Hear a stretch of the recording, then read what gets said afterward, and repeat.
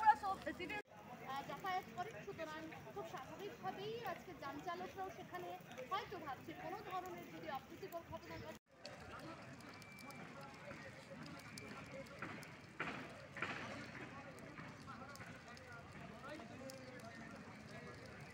আমাদের ৮ দফার দাবিটা, আমাদের এই ৮ দফার দাবিটা অসাংবিধানিক এবং এটা আমাদের চুক্তি অনুসারে এই দাবি হয়নি বলে উনি বলুক না।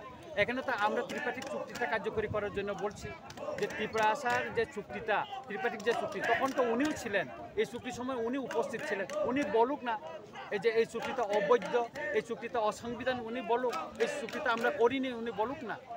এটা নাটক কি না উনি বলুক।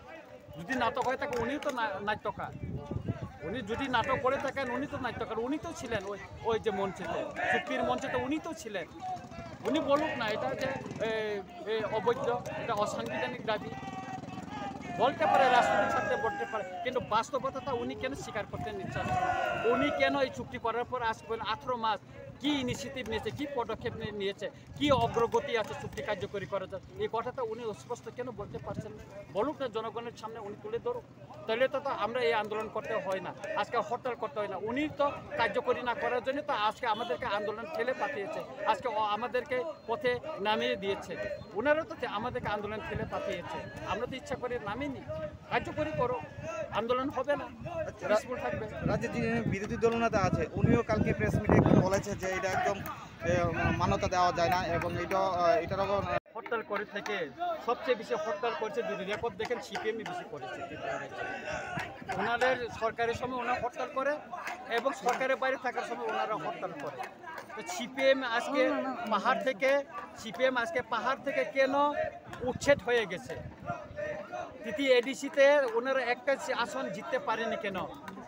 রিজার্ভ এসটি রিজার্ভ বিধানসভায় একটি আসনে ওনারা জিততে পারেনি কেন? জিতেন বাবুকে আমি প্রশ্ন করতে চাই, আপনারা জিততে পারেননি কেন? আপনারা বেশি ইলেকশনের জন্য দাবি তুলছেন না কেন? আপনারা কাউন্সিলে 2টা ভ্যাকেন্সি, এটা যে আছে এটাই নির্বাচন করার জন্য কেন আপনারা দাবি তুলতে পারছেন না? এডিসির বিল পাস করে দেওয়া, যেটা কাস্টমারি ল, যেটা ত্রিপুরা ল্যান্ড রাইটসের অধিকারের যে বিলটা পাস করে দেওয়া হয়েছে, 37টা বিল, তাতে কার্যকরী করার জন্য, তাদেরকে অ্যাপ্রুভ করার জন্য ওনারা প্রশ্ন দাবি করতে পারছেন না কেন? আমি জিতেন বাবুকে জিজ্ঞেস করতে চাই, ওনারা নীরব কেন? এই সম্পর্কে ওনাদের বক্তব্য নয় কেন? ওনারা কেন মুভমেন্ট করতে পারছেন না? বিধানসভায় ওনারা কেন প্রশ্ন তুলতে পারছেন না এই বিষয় নিয়ে? কেন চুপ ওনারা? আমি ওনাকে জিজ্ঞেস করতে চাই।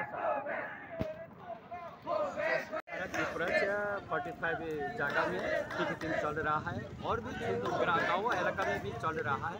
हम अगरतला में किया, यहाँ में उत्तर गेट में है।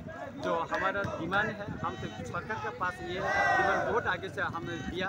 ये तो एग्रीमेंट का डिमांड है, जो त्रिपाठिक एकॉर्ड उसको इम्प्लीमेंट करने के लिए मैंने मांगा है। रोमन स्क्रिप्ट के लिए हमारा कॉपवर्क लिखने के लिए रोमन स्क्रिप्ट गवर्नमेंट से डिक्लेयर करने के लिए बोला। हम एक शेड्यूल नहीं चाहते हैं, हमारे रोमन स्क्रिप्ट ये गवर्नमेंट का ये मर्जी का ऊपर डिपेंड करते हैं। गवर्नमेंट चाहते हैं तो आज रोमन स्क्रिप्ट से कॉपवर्क लिख सकते हैं।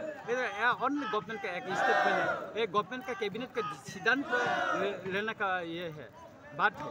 तो लेकिन गवर्नमेंट का कुछ नहीं निश्चित नहीं रहा है।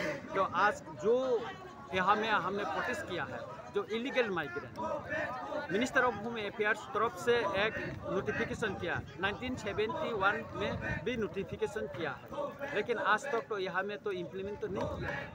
तो गवर्नमेंट तो जानते हैं क्यों इम्प्लीमेंट नहीं किया। आज असम में किया है, आज गुजरात में किया है, आज दिल्ली में किया है, महाराष्ट्र में किया है, हरियाणा में किया। वो तो बीजेपी शासित राज्य है ना, वो हमें तो किया है, लेकिन त्रिपुरा भी बीजेपी शासित राज्य है, तो हमें क्यों इम्प्लीमेंट नहीं किया?